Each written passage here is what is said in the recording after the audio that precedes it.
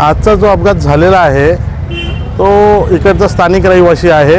Orchid स्क्वेअरमध्ये या ठिकाणी तो सध्या वास्तव्यास रहिवासी आहे आणि त्याचं नाव आहे पारसनाथ पाल आणि त्याचं मोबाईल रिपेअरिंगचं दुकान आहे. ते बाप बेटे म्हणजे मुलगा आणि वडील असे दोघेजणं दुकानामध्ये चालले होते. तर ॲक्च्युअलमध्ये ह्या ठिकाणी असा विषय आहे की नगरपालिका प्रशासन आणि MIDC यांच्या दोघांच्या हलगर्जीपणामुळे किंवा यांच्या चुकीमुळे या ठिकाणी महिन्यातून एक तरी ॲक्सिडेंट होतो आहे. आणि सध्याची स्थिती अशी आहे की जे पारसनाथ पाल जी व्यक्ती आहे ती ऑन दी स्पॉट जागेवर ते गेलेले आहे असे लोकांचं म्हणणं आहे.